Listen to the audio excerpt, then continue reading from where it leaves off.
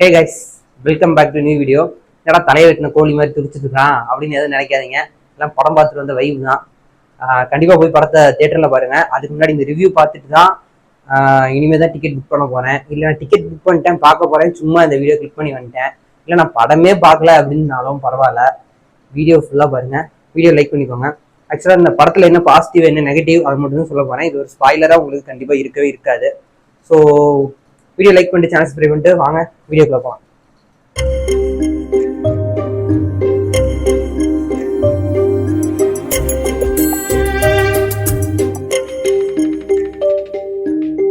Guys, first என்ன பார்க்க போறோம் அப்படின்னா, இந்த பாசிட்டிவ் நெகட்டிவ் இந்த படத்தோட பார்க்கறதுக்கு முன்னாடி இந்த படத்தோட ஒன்லைன் ஸ்டோரி வந்து ஆக்சுவலாக நான் வந்து சொல்றேன். ஒன்லைன் ஸ்டோரி என்ன அப்படின்னா, ஃபர்ஸ்ட் வந்து ஹீரோ வந்து ஒரு மேன்ஷன் வச்சுட்டு அவர் பாட்டுக்கு மேன்ஷன் டே வருது, அதாவது அன்னைக்கு ஓப்பன் பண்ண டே வருது, அதை வச்சு என்ஜாய் பண்ணிட்டு பார்ட்டி பண்ணிட்டு இருக்காங்க. அதான் ஃபர்ஸ்ட் எடுத்தோன்னே ஒரு சாங் வருது. ஸோ அது முடிஞ்ச உடனே அவருக்கு ஒரு நியூஸ் வந்து கேள்விப்படுறாரு. அவரோட ஃப்ரெண்டு, அதாவது சத்யராஜ், அவர் வந்து இறந்துட்டாரு அப்படின்னு சொல்லி அது கேள்விப்பட்டு அவர் வந்து அந்த ஃபனரல் அட்டன் பண்ணலாம் அப்படின்னு சொல்லிட்டு போறாரு. ஸோ போகும்போது அவரோட பொண்ணா அந்த இடத்துல சுத்தியாசன் இருக்காங்க. இவர் ரஜினி சார் உள்ள வந்த உடனே நீங்க வராதிங்க, நீங்க ஏன் வந்தீங்க, நீங்களாம் இங்கே வரக்கூடாது அப்படின்னு சொல்லி வந்த உடனே அவங்கள கிளம்புங்க அப்படின்னு சொல்லிடுறாங்க. ஸோ இந்த இடத்துல தான் படம் ஆரம்பிக்குது. அவர் வந்து ஹீரோக்கு வந்து என்ன டவுட் வருது அப்படின்னா, நம்ம ஃப்ரெண்டு வந்து நார்மலாக வந்து சாகலை, யாரோ வந்து அடிச்சு கொண்டிருக்காங்க, இதை நார்மலாக அப்படி மேனிப்புலேட் பண்ணியிருக்காங்க அப்படின்னு சொல்லி அவருக்கு ஒரு டவுட் வருது. யார் அதை கொன்னா அப்படின்றது தான் இந்த படத்தோட, அவரை வச்சு அந்த படம் கதை வந்து மூவ் ஆகுது. யார் கொன்னா, என்ன பண்ணா அப்படின்னு சொல்லி இது பண்ணுவார். ஸோ இந்த படத்தோட பாசிட்டிவ் அப்படின்னு பார்த்தோம் அப்படின்னா, ரஜினி சார் வந்து செம்மையாக நடிச்சிருக்காரு. 50 வருஷமா, அதாவது 75, நான் பிறக்கிறதுக்கு முன்னாலேருந்து 1975 ஒரு மனுஷன் 25 வரைக்கும் ஹீரோவாகவே நடிச்சுக்கிட்டு ஹிட்டும் கொடுத்துட்டு செம்மையாக இருக்குது. படத்தில் வந்து அவரோட எனர்ஜி லெவலு இருக்கட்டும் எல்லாமே செம்மையாக. ஒரு 5 நிமிஷம் வீடியோக்கு பேசினாவே மூச்சு வாங்குறதுன்னா, ஸ்டார்டிங்கில் ஒரு 2-4 ஸ்டெப்பு போட்டு அதுக்கப்புறம் அந்த இன்ட்ரோவை பார்த்தீங்கன்னா தெரியும், மூச்சு வாங்குற மாதிரி இருக்கும்.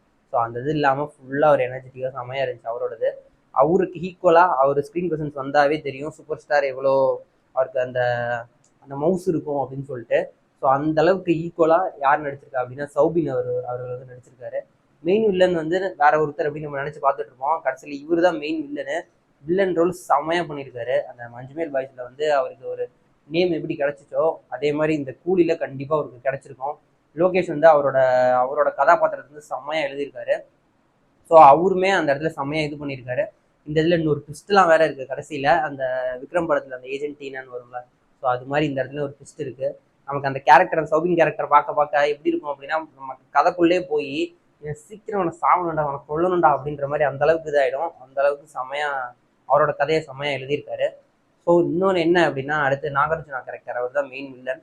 ஸோ அவர் என்ன அப்படின்னா, அவருக்கு அந்த அளவுக்கு ஒரு பெருசாக ஒரு ஹைப் இல்லை, நார்மலாக ஒரு வில்லன் அப்படின்ற மாதிரி தான் இருக்காரு. பட் ஆனால் மெயினாக நல்லா படத்துக்கு தூக்கி நல்லா இது பண்ணுறது இதுதான், சௌபின் தான். ஸோ அடுத்து நம்ம வந்தோம் அப்படின்னா யார் அப்படின்னா, இவர் உபேந்திரா. ஸோ அவர் என்ன பண்ணுறாருன்னா, செகண்ட் ஹாஃபில் தான் கடைசியில் தான் வராரு. ஸோ வந்து வந்திருந்தாலுமே அவர் ஒரு ஃபைட் சீக்வன்ஸில் வராரு, இதெல்லாம் எல்லாம் நல்லா இருக்கு. ஸ்ருதிஹாசனும் அவங்களுக்கு சீன்ஸ்லாம் செம்மையாக பண்ணியிருந்தாங்க. அப்புறம் சௌபினுக்கு வந்து அவர் ஒய்ஃப் கேரக்டர் ஒருத்தவங்க பண்ணியிருப்பாங்க, அவங்களோட கதாபாத்திரமும் அந்த செம்ம சூப்பராக இருந்துச்சு. ஸோ இதெல்லாம் தான் படத்தோட பாசிட்டிவ். இதுக்கெல்லாம் மேலே முக்கியமாக என்ன இன்னொரு பாசிட்டிவ் அப்படின்னா, அனியோட மியூசிக் தான். மியூசிக்கே ஃபுல்லாக வைப் பண்ணிட்டு இருக்கலாம். அப்படியே பவர் ஹவுஸ்ன்னு போட்டு தள்ளி ஃபுல்லாக அப்படியே வைப் பண்ணிட்டே இருக்கலாம். ஸோ கண்டிப்பாக இந்த இதுக்கெல்லாமே நீங்கள் போய் படத்தை பார்க்கலாம். கண்டிப்பாக போய் படத்தை தியேட்டரில் பாருங்கள். எந்த ரிவ்யூவும் எதுவுமே நம்ப வேணாம், கேட்க வேணாம். ஸோ வந்து இந்த படத்தோட நெகட்டிவ், அதாவது நெகட்டிவ்னு இல்லை, இது என்ன ஃப்ளாஸ் அப்படின்னு சொல்லி பார்க்கலாம் அப்படின்னா, அமீர் கான் எதுக்கு கடைசியில் வந்து ஒரு டெசர்ட்டில் டேபிளை போட்டு இது பண்ணிக்கிட்டு கடைசியாக சும்மா நடந்து வந்து 4 பேர் சும்மா சுடணும் அப்படின்றதுக்காக ஏதோ மாஸ் காமிக்கணும்னு அந்த ரோலெக்ஸ்க்கு விக்ரமில் வச்ச மாதிரி, ரோலெக்ஸ் கேரக்டர் வச்ச மாதிரி வைக்கணும்னு நினச்சி வச்சுருக்காங்க. அது ஆனால் அந்த இடத்துல நல்லாவும் இல்லை, ஒன்றுமே இல்லை. அது அவர் வராரு, வந்து ரஜினி சார்கிட்ட பேசுகிறாரு, சும்மா அதுக்கு எதுக்கு அந்த இடத்துல இருந்துச்சு. அந்த இடத்துல வில்லனை கொண்டு வந்து கொள்றாங்க, அவ்வளோதான். அது மாதிரி தான் இருந்துச்சு. படமே முடிஞ்சதுக்கப்புறம் அவர் வந்த மாதிரி இருந்துச்சு. ஸோ அதனால அமீர் கான் கேரக்டர் அதில் எந்த இடத்துல அது எதுக்கு அப்படின்ற மாதிரி தான் இருந்துச்சு. ஸோ அடுத்து இன்னொன்று என்ன அப்படின்னா, இந்த சௌபினுக்கும் ரஜினி சாருக்கும் 2 பேருக்கும் தான் அந்த படத்துலேயே செம்ம இதாக இருந்துச்சு. அதாவது ஒரு ஹைப் ஏற்றி கரெக்டான அந்த கதை எழுதியிருந்தது. இன்னொன்று வந்து அவங்களோட அந்த சௌபினோட ஒய்ஃப் கேரக்டர் இருந்துச்சு, இன்னொன்று வந்து ஸ்ருதிஹாசன் இருந்துச்சு. ஸோ இதில் வந்து நாகார்ஜுனாவை எது கூப்பிட்டு வந்தாங்க, என்ன பண்ணாங்கன்னா, அவருக்கு அந்த அளவுக்கு ஸ்டோரி ஸ்ட்ராங் இல்லை அப்படின்னு நான் நினைக்கிறேன். ஸோ அந்த அளவுக்கு அவருக்கு அந்த ஒரு இது இல்லை. பட் ஆனால் என்ன இந்த படத்தோட இன்னொரு இது ஃப்ளா அப்படின்னு சொல்லி பார்த்தோம் அப்படின்னா, ஆக்சுவலாக வந்து இன்னொரு பாசிட்டிவ்ல ஒன்று சொல்ல மாட்டேன். ஆக்சுவலாக அந்த டிஏஜிங் போயிருப்பாங்கல்ல நம்ம இதில் கோட்டில் கூட கொஞ்சம் அந்த அளவுக்குலாம் நல்லா இல்லை. அந்த கோட்டில் வந்து இந்த சின்ன விஜய் வந்து அவங்க அந்த வில்லனோட காலை பிடிச்சிட்டு அப்பா அப்பான்னு சொல்லி பேசிட்டு இருப்பார்ல, பேசும்போது அந்த பேசலாம் கூட அது கூட கொஞ்சம் இதுவாக இல்லை. பட் ஆனால் இதில் டிஏஜிங் செம்மையாக வந்திருக்கு. இவருக்கு சத்யராஜுக்கும் ரஜினி சாருக்கு 2 பேருக்குமே சூப்பராக வந்திருக்கு. டிஏஜிங்கு செம்மையாக இருக்குது. டிஏஜிங் வந்து பிச்சு உதறிட்டாங்க. சவுண்ட் எஃபெக்ட்ஸும் அதே மாதிரி செம்மையாக இருக்குது. டால்பி அட்மாஸ் போங்க, சவுண்ட் எஃபெக்ட்ஸ் செம்மையாக இருக்கும். அந்த அளவுக்கு செம்மையாக இருக்குது இது எல்லாமே பிஜிஎம்லாம்.